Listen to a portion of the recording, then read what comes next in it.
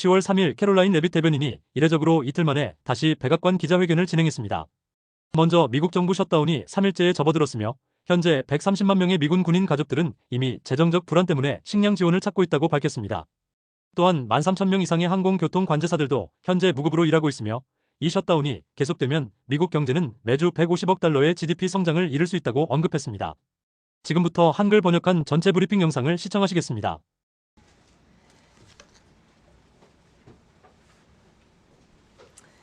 Good afternoon, everyone. We are now in day 3 of the Democrat-led government shutdown. The Democrats continue to recklessly hold the American people hostage over their demands to give illegal aliens free health care. Republicans are fully unified behind passing nonpartisan clean funding bill, the exact same bill that Democrats approved back in March to reopen the federal government. But those same Senate Democrats are now voting against this clean funding bill and keeping the people's government closed. I understand Democrats will have an opportunity very shortly here to change course, and we hope that they will. There are significant personal impacts on millions of Americans as a result of this current government shutdown. The 1.3 million men and women of America's Army, Navy, Air Force, Marine Corps, Coast Guard, and Space Force who serve honorably and put their lives on the line to defend us all are not being paid. Military families are already seeking out food assistance because of financial anxiety caused by this Democrat shutdown. According to new reporting from the Military Times, staff members at the Armed Services YMCA food pantry distribution location near Fort Hood in Texas found a line of military families stretched around the side of the building yesterday at 5 in the morning. According to the staff who work there, that is, quote, not happened ever. They've already had a 34% increase this week over past weeks. President Trump and Republicans fundamentally believe we have a sacred responsibility to protect and provide for our military families with the resources they need to thrive. If Democrats believe in this very simple premise too, they should end this shutdown immediately. Unfortunately, the severe impacts of the Democrat shutdown extend beyond our troops. Nearly 7 million mothers, infants, and low-income families who rely on government-run food assistance will be in jeopardy if the WIC program runs out of money in the weeks ahead. The more than 13,000 air traffic controllers who ensure that Americans fly safely in airports across the country are currently working without pay. The National Flood Insurance Program is in danger of lapsing, which could leave families without necessary help if a disaster strikes, and we are in the middle of hurricane season. Critical services offered at Social Security field offices are reduced for senior citizens and disabled Americans. Helpful transition assistance programs are not being provided for veterans who fought to defend our country and are now trying to re-enter civilian life. The economic consequences of this shutdown are piling up every day. Policymakers, markets, and even the Federal Reserve are flying blind at a key juncture because BLS and BEA data are on hold until the government reopens. Democrats shutting down the federal government to give health care to illegal aliens could lead to lower growth and higher unemployment rates for Americans. According to a new memo from the Council of Economic Advisors, the U.S. economy could lose $15 billion of growth domestic product each week. Every single week, the Democrat shutdown extends, with a month-long shutdown leading to an additional 43,000 unemployed people. Small businesses are likely to encounter delays in receiving federal loans. Mortgage applications will likely shrink. And just this morning, Business Roundtable, an association of more than 200 CEOs of Americans' leading companies representing every sector of the U.S. economy, put out a statement urging Congress to pass the clean CR that will once again come before them in the Senate floor in just a few moments. Quote, a fully functioning government is essential for American businesses, workers, and consumers, while policymakers continue working on a full-year funding package and other pressing issues. Again, that is a quote from the Business Roundtable. What's clear is that the Democrats' actions account to an intentional sabotage of our country and our people by shutting down our government. This madness must end. President Trump and Republicans are calling on Democrats to reopen the government immediately on behalf of the American public. All we need are 5 Democrat senators to do the right thing and to stop this shutdown. Call your Democrat senator and tell them to vote yes to reopen the government. On another matter, despite the Democrat shutdown, President Trump's efforts to make America safe again continue. President Trump believes that American cities should be the safest places on earth, and he is committed to making this a reality. We've already seen that President Trump successfully made D.C. safe again in only a few weeks. That same crime crackdown will continue to happen in cities across the country and is happening in Portland, Oregon. President Trump will end the radical left's reign of terror in Portland once and for all. The president has directed Secretary Hegseth to provide all necessary troops to protect war-ravaged Portland and any ICE facilities under siege from attack by Antifa and other left-wing domestic terrorists.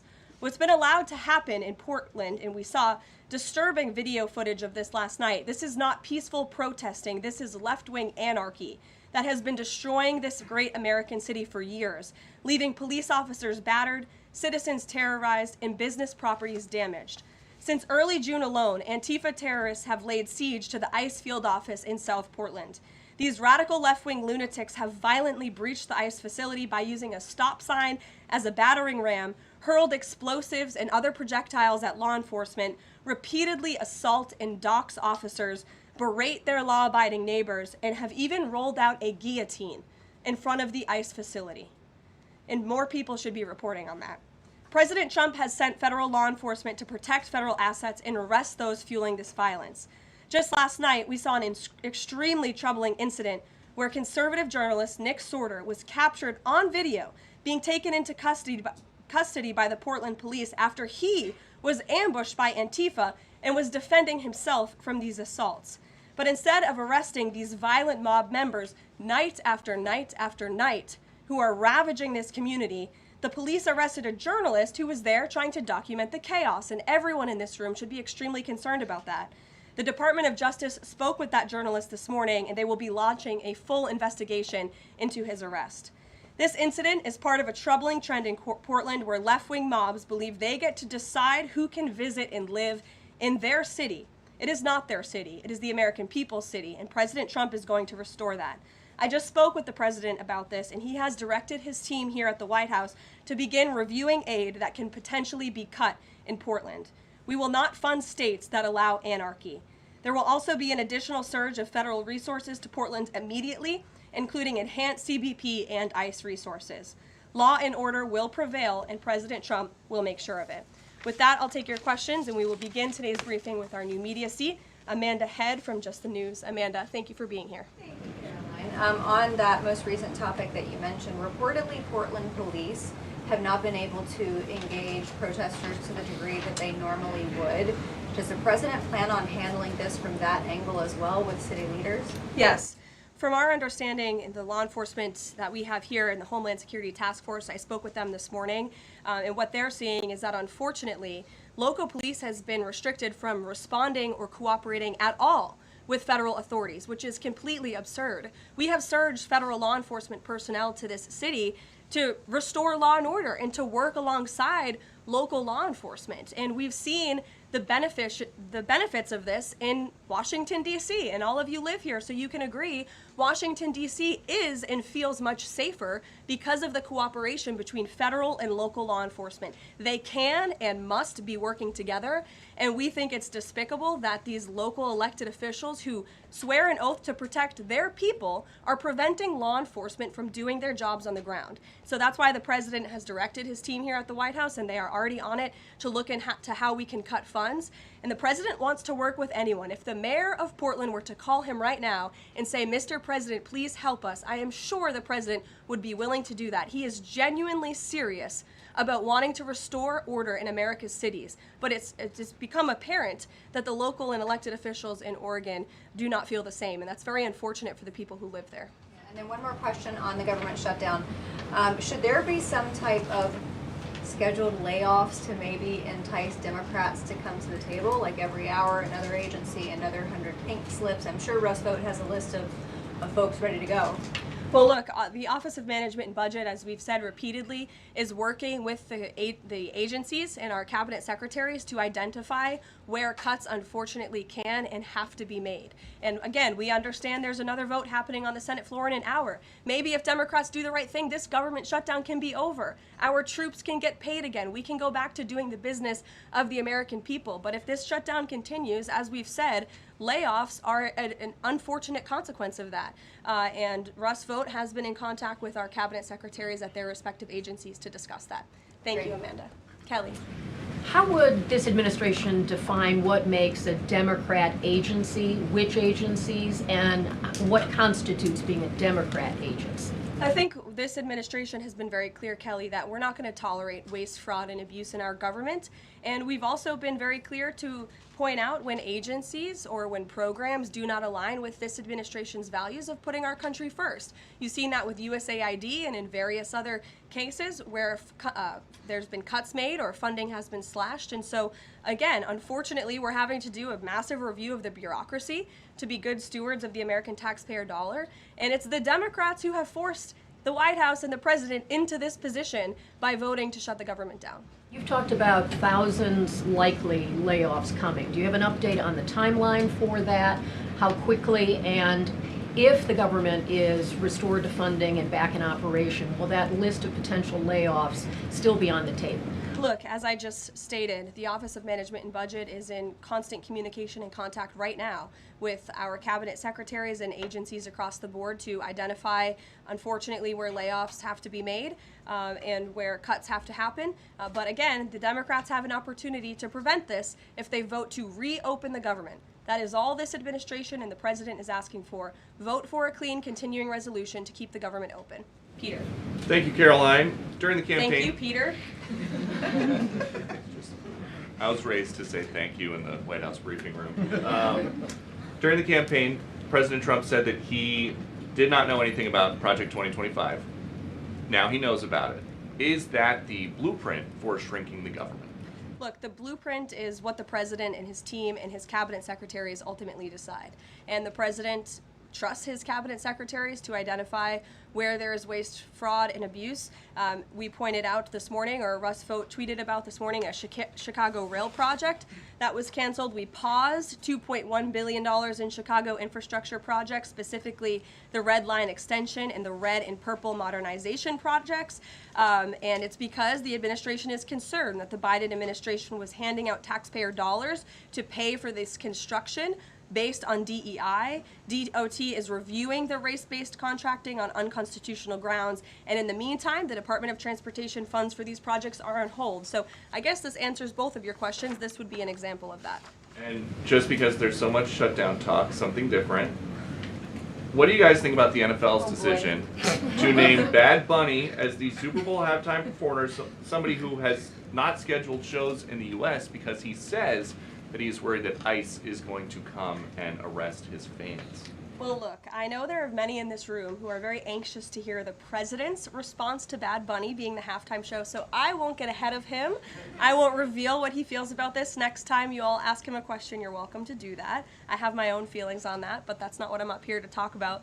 As far as ICE being at the Super Bowl, as far as I'm aware, there's no tangible plan for that in store right now. However, of course, this administration is always going to arrest and deport illegal immigrants when we find them. If they are criminals, we're going to do the right thing by our country. Kate. Did the president and Russ Vought decide yesterday in their meeting which cuts they wanted to make to agencies and which ones would be permanent? Again, I've kind of answered this question a few different times now. It's been asked in a few different ways. Their discussions continue between the Office of Management and Budget and cabinet agencies across the board, and they are actively identifying where these cuts and these layoffs have to be made as this government shutdown hopefully does not continue. And on Hamas, the president said that if Hamas rejects the proposal that Netanyahu would have his full backing to finish the job. A UN report found that Israel was committing genocide in Gaza. Does the president have concerns about the civilians being killed, the worsening humanitarian crisis, and are there limits to what the White House would support when it comes to Israel's actions in Gaza? Look, the president has deep concerns about all of the atrocities that have taken place in the Middle East over the past few years.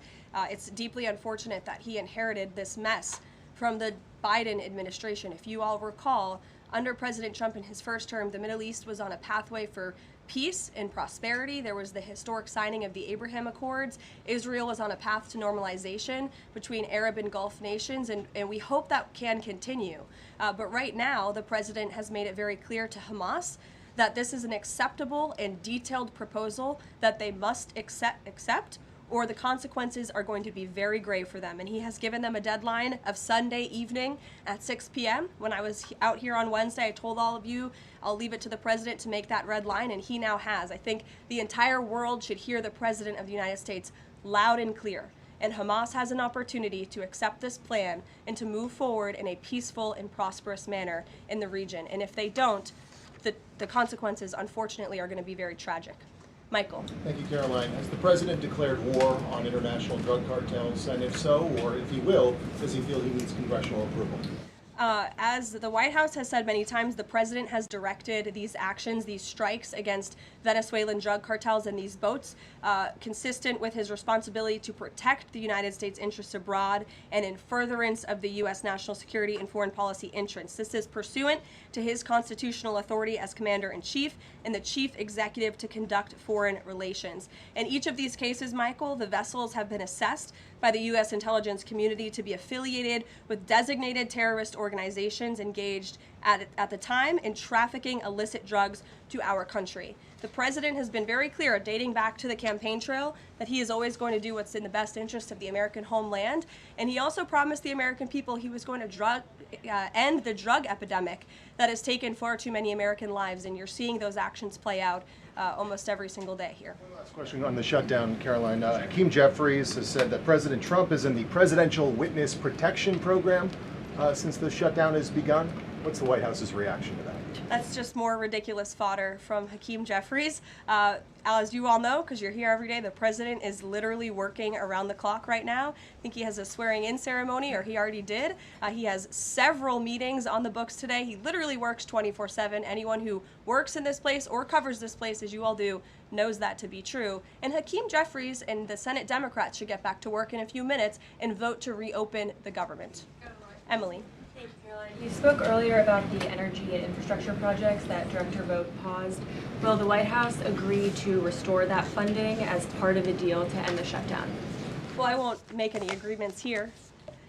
Senate Republicans are talking with their colleagues on the Democrat side, but right now, Russ Vought is doing what he's been tasked to do in the midst of this government shutdown, which is to look at funds that need to be temporarily halted or need to be canceled. And Chicago is just another example of that. Go to Libby in the back. Thank you, Caroline. I have two questions for you. One on the FDA, but first on the shutdown. Sure. Will the administration, if this government shutdown ends, still move forward with firing thousands of federal workers? Look, as I've said repeatedly, Libby, right now we want the government to be open. Layoffs are an unfortunate consequence of a government shutdown, and it's something the administration is examining. If the government is reopened, we're going to get back to doing what we were doing last week and the week before, working on the issues that the American people care about. And then on the FDA, they just approved that new abortion pill, and it's causing a lot of uproar among Republicans.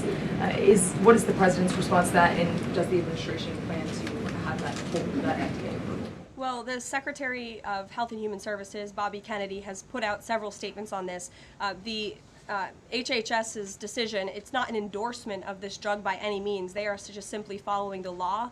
And as they put out in their statement, by law, the Secretary of Health and Human Services must approve a generic drug application if the application demonstrates the generic drug is the, quote, same as the brand name drug. Generic applicants are not required to submit independent evidence proving safety and effectiveness. As such, FDA's decision to approve a second generic version does not address the merits of the current safety program. HHS is reviewing adverse effects to ensure that FDA's required safety program for the drug is sufficient to protect women. This safety review equally applies to generic versions of this drug. So FDA and HHS are following the law. It's, again, not an endorsement of the drug itself. Mary. Thanks, Caroline. Two questions on the shutdown. You've argued that these impending layoffs are necessary to keep essential services up and running, but that has never been the case in any previous shutdown. Even when the government was shut down for 35 days in Trump's first term, you've never had to lay off thousands of workers to keep essential services up and running. So why are layoffs now necessary in this shutdown? Because we have an administration and we have a president who are wholeheartedly focused on restoring fiscal sanity to our government and doing the right thing by the American taxpayer. We are $37 trillion in debt, and the federal government is currently shut down. There is no more money coming into the federal government's coffers. And as you've also seen since the beginning, in January, this administration is focusing on waste, fraud, and abuse. And so Democrats have given this administration an unenviable choice to have to take a look at the balance sheet and identify where these cuts and layoffs can be made. And you just said this is an unenviable choice, that this is an unfortunate consequence, but the president has described this as an unprecedented opportunity to lay off additional workers. He's posted a video likening Rust vote to the Grim Reaper. So which is this? Is this an opportunity to fire more workers or an unfortunate consequence? Look, the president likes to have a little fun every now and then, and I think both things can be true at the same time. The Democrats have given the administration this opportunity, and we don't like laying people off. Nobody takes joy in that around here, and if you think that, then I think that's very sad. You view the White House and our staff as wanting to put people out of work. Nobody wants to do that, but sometimes in government you have to make tough decisions. Carrie. Going back to Portland, as far as the city council there is concerned, they appear to be very sympathetic towards the protesters over at the ICE facility. Is the White House considering invoking the Insurrection Act over in Portland? Is that something they are considering also? As far as the Portland City Council is concerned, are they looking at the members there who are appear to be helping out the protesters as far as suggesting to get burner phones, et cetera, et cetera? That's not something I've heard that's under consideration or discussion at this time. Caroline, who's ever yelling in the back? Go ahead. Me. Sure. Thank you. Bianca Gracia here, and I have a question. This week, the Democrats have chosen illegals over hard-working Hispanic Americans during Hispanic Heritage Month, causing the White House to cancel the celebration with the president. Is the president open to letting the Hispanics, who overwhelmingly voted for him, have their own siesta fiesta in the White House lawn opposed to the fancy, we don't need fancy schmancy, right? You can give us the backyard and we'll fill it all in and have in our own fiesta. Is the president open to that? I had no idea she was going to ask that question. I just want to preface that. I've never met you. I just want to say that, but welcome to the briefing room. I love your energy. I can't personally unilaterally promise the South Lawn grounds. We have some construction going on out there, but I know that everyone here views it as very unfortunate we had to cancel or hopefully just reschedule the Hispanic American Heritage Month event, and it's because we are working around the clock during this government shutdown. When the Democrats vote to reopen the government, that event will be back in the planning stages. You're welcome. Brian, go ahead. Thank you very much. Welcome to the briefing room, by the way. I was with the Secretary of War and the Attorney General in Memphis just the other day as we were going to a command center. And I noticed a billboard along the highway that said, "Memphis welcomes the National Guard." Now, what is your message today to Democrat mayors watching us right now that suffer from TDS and they cannot get Trump out of the way to saving their city, Portland being one of them? They should do the right thing by their citizens, Brian. They should call the president, they should call the White House and say, we want to work with you. And in Memphis, we are seeing some cooperation. As you saw from that billboard, the people of Memphis are loving this, and they are very grateful for the federal government's efforts. And federal law enforcement is there. We're working alongside local law enforcement. We'd like to see it ramped up a little bit because we want to make progress, and we want to arrest as many bad criminals as we can. Since Monday, I do have some updated statistics from the Homeland Security Council this morning. Since Monday, 153 arrests have been made in Memphis, including 5 gang members. 48 illegal guns have been seized, and 5 missing children have already been recovered. Last night, 60 arrests were made and 21 illegal firearms were seized. Arrests from last night include a suspect wanted for rape of a child under 13, first-degree murder, breaking and entering, aggravated assault, illegal drug possession, and many more. So we continue to see good results coming in through Memphis, and the president is very excited about making Memphis safe again. In the blue. Thank you. At the top of the briefing, you made a statement about that the Democrats are interested in giving health care to illegal immigrants. Yes, they are. U.S. law already prohibits that. It's a 1996 law saying that they cannot give unauthorized immigrants any federally subsidized health care coverage through Medicaid, the Affordable Care Act, or the Children's Health Insurance Program.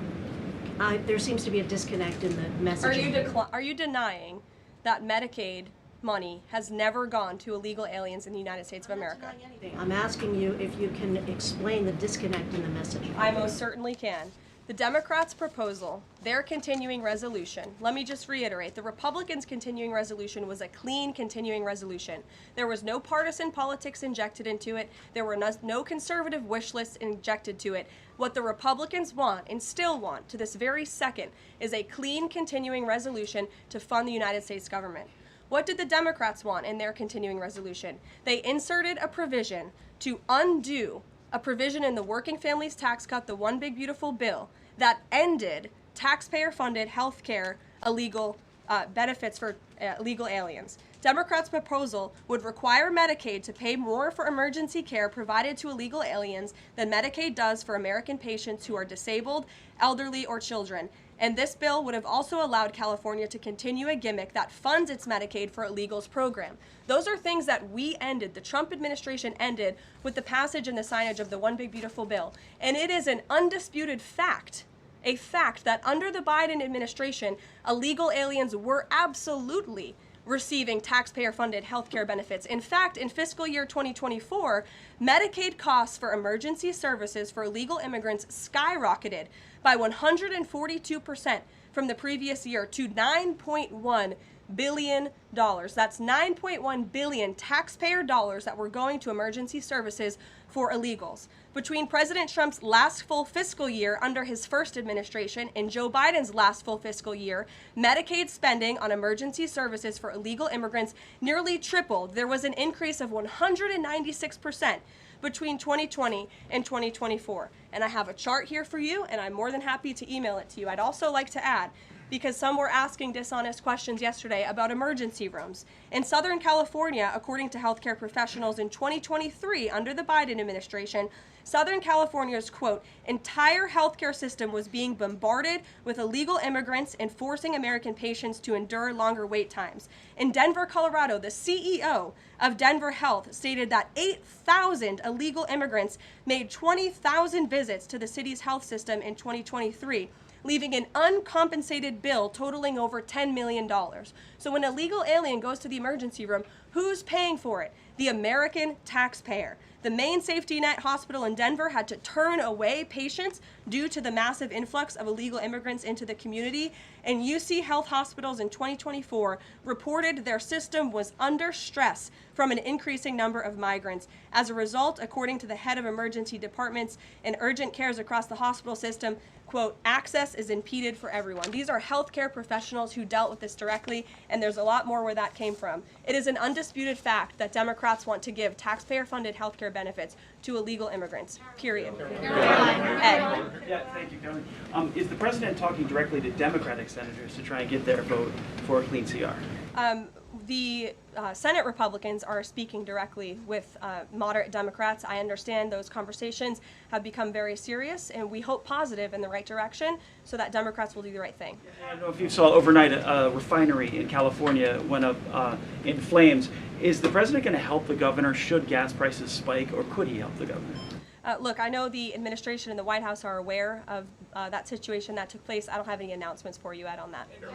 Has the president seen the first draft of the commemorative coin that the Treasury is doing for the 250th anniversary? It has his face on it. Oh, I'm not sure if he's seen it, but I'm sure he'll love it. Kara. Thank you, Caroline. It's now being reported that former President Biden's DHS and TSA placed peaceful January 6 protesters and even Americans who refused to wear masks during COVID onto watch lists usually reserved for terrorists. Most of these people were not charged with crimes. Does the White House have a comment on the prior administration violating the free speech and due process of these Americans? And where is the outrage from the left that claims to stand for due process and free speech? And after that, I have another question about protecting journalists from Antifa. Sure. Well, Kara, to your first point, please send me that report. That's certainly very concerning. I haven't seen it myself, but if indeed that was happening, it's something I'm sure the Department of Justice and the FBI would deem worthy of looking into. Journalists, as you mentioned earlier, are being increasingly attacked by leftist protesters. I was actually assaulted outside of President Trump's United Nations speech, and I think the White House is aware that a Portland journalist was almost blinded by an Antifa protester. This has been a problem that's gone on for years, and police often say that their hands are tied. Does the White House have a plan or plan on issuing a statement maybe discouraging this violence against journalists out on the street like me and so many others in this room? Well, I hope that my statement earlier in the briefing served that purpose, but of course we condemn violence against anyone in this country, and journalists as well, who are exercising their First Amendment right. And there have been so many incredible independent journalists across the country who have gone undercover within Antifa and really have come to understand how this is a growing domestic terrorism threat inside of our country. And I would encourage maybe some of you in this room to get outside the Beltway and go do some of that undercover investigative reporting, because it is really incredible what they found. I met with one of them in my office yesterday, and they're doing very dangerous work in difficult circumstances, and Antifa is a very violent group, as you've experienced and that many others in the media have as well. Christian. Yeah, thanks, Caroline. Following up on Libby, sort of on the other side of the abortion debate, has the president abandoned his campaign pledge to mandate insurance coverage for IVF services? No. Was there any update on that? We flew by that May EO deadline for the White House to produce a plan. I literally just read a statement from the Health and Human Services on you, for Libby at least, as far as IVF goes. I'll check in with our policy team and we'll get you some updates. And then on Russia, how concerned is the White House that the Russian Navy seems to be escalating its provocation of NATO allies? I'm talking, of course, to the several close calls they've had with the Danish military during the EU leaders meeting in Copenhagen. It's something the administration takes very seriously, and we are constantly monitoring it. The National Security Council here at the White House is in constant correspondence with our NATO allies, and the president speaks to many of them as well. Yes. We've seen a spate of gun violence in this country, both mass shootings. We've seen this Michigan church that was attacked, children being shot in pews in Minnesota. We've also seen politically motivated assassinations of Minnesota lawmakers, Charlie Kirk. Has any of this made the president or the White House rethink gun safety prevention in this country? Either red flag laws, I know that that was a conversation in the first Trump administration, or is there anything on the table right now on gun violence? Of course, this is an extremely pressing issue for the administration in our entire country. It's deeply alarming to everyone here, the violence that we've seen taking place all over the country, the assassinations that have unfortunately, tragically taken place throughout the last several months. There are many discussions about how to prevent such violence and how we can ensure that law enforcement has the resources they can on the ground to not only respond, but again, to prevent such tragedies from taking place. If there are red flags with an individual in a community, that they are treated as an emergency, a public safety emergency, not just, turn a blind eye to. There's many other things we can do, but the administration and the president has always also made it clear he's always going to protect the constitutional right, the Second Amendment constitutional right of Americans to own guns. Would you advocate for Congress to pass a federal red flag law? Right now, they just incentivize states financially to have red flag laws, but I know Lindsey Graham has worked on this as a Republican. There are some Republicans that do support this kind of gun safety legislation. I don't want to get ahead of the president on any congressional action or any suggestion to Congress on that matter. Andrew. Thank you, Caroline. Two things. First, to follow up on something you said earlier about hospitals treating undocumented or illegal aliens. Is it the administration's position that hospitals should not have to treat people who come into the emergency department who are not here legally? No, that's not our position. Our position is that it's completely unacceptable that the Biden administration paroled and encouraged an invasion of tens of millions of illegal aliens into our country and then promised them free health care.